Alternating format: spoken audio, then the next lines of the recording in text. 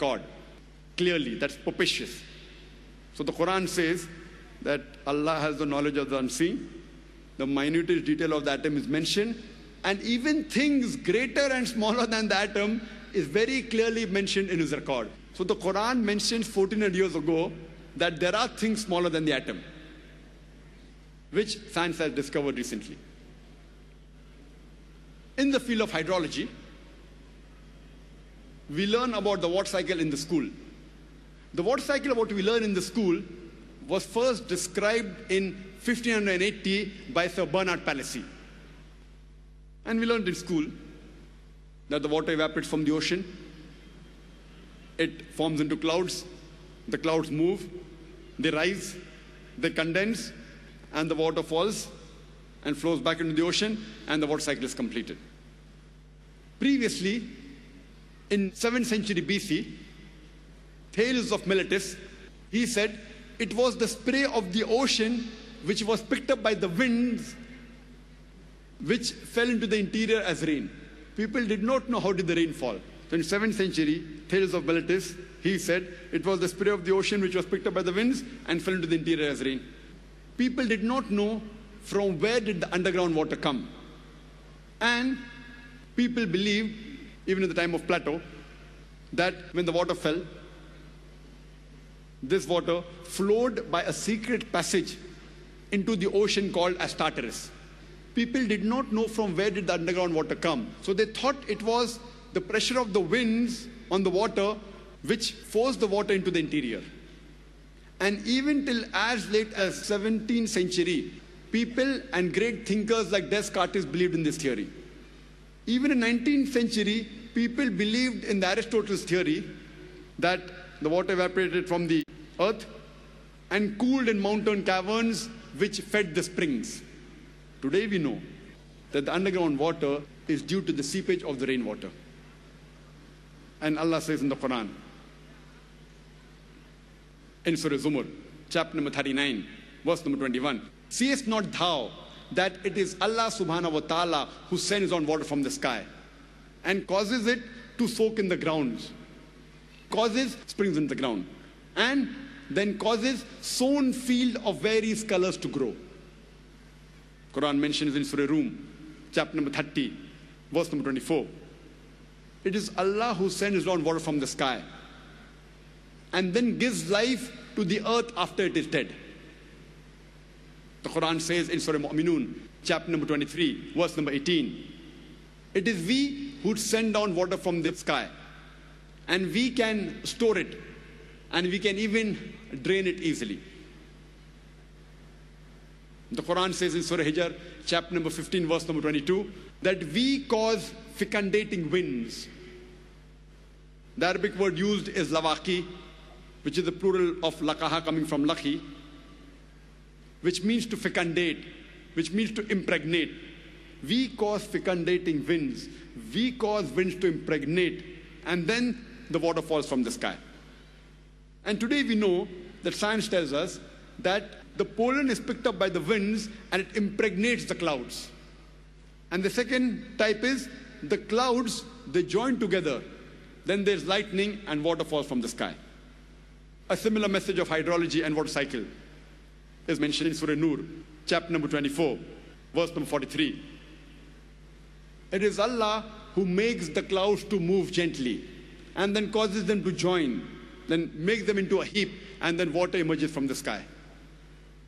Quran says in Surah Rum, chapter number 30, verse number 48, that it is Allah subhanahu wa ta'ala who makes the clouds to rise, then makes it into fragments, and then water falls from the sky. The Quran speaks about the water cycle in great detail. The Quran says in Surah Tariq, chapter number 86, verse number 11, وَسَمَاءِ ذَاتِ الرَّجِ, which means by the capacity of the heavens to return.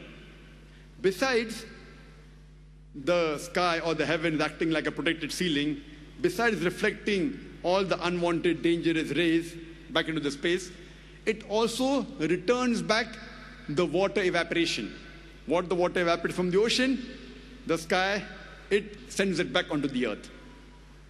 And the Quran says in Surah Nur, chapter number 24, verse number 43, that we cause water to fall from the sky, from mountains of clouds. And when we're traveling in an aeroplane wasn't there 14 years back, and when we look at the clouds below, we see it is like mountain of wolves. The clouds, they appear as mountains. Imagine, Quran mentions that 14 years ago. Quran describes the water cycle in great detail in several verses. Besides the several verses I quoted, there are many other umpteen number of verses which speak about the water cycle. It's mentioned in Surah Araf, chapter number 7, verse number 57. In Surah Ra'd, chapter number 13, verse number 17. In Surah Furqan, chapter number 25, verse number 40 and 49. In Surah Fatir, chapter number 35, verse number 9. In Surah Yasin, chapter number 36, verse number 34. It's mentioned in Surah Jashia, chapter number 45, verse number 5. In Surah Qaf, chapter number 50, verse number 9 and 10. It's mentioned in Surah Waqia, chapter number 56, verse number 67 to 70. It's mentioned in Surah Mulk, chapter number 16, verse number 30. You can go on only quoting the several verses of the Quran which speak about the water cycle. You can only give a talk on hydrology and water cycle in the Quran.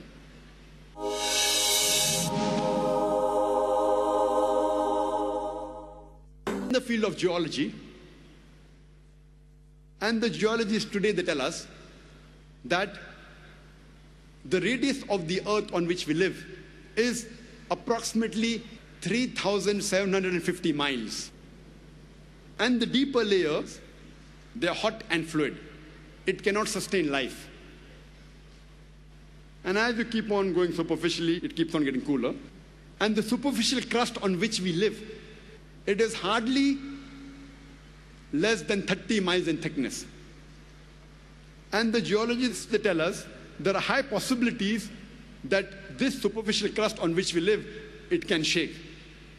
And today the geologists tell us, they talk about the folding phenomena which gives rise to mountain ranges. And because of this folding phenomena and because of this mountain, there is stability on the earth. The Quran says in Surah Naba, chapter number 78, verse number 6 and 7. We have made the earth as an expanse. Wal jibala autada, and the mountains as stakes. The Arabic word autad means stakes or tent pegs. Like how we put a tent peg into the ground, we see only a small portion on the top. The major portion goes deep into the ground.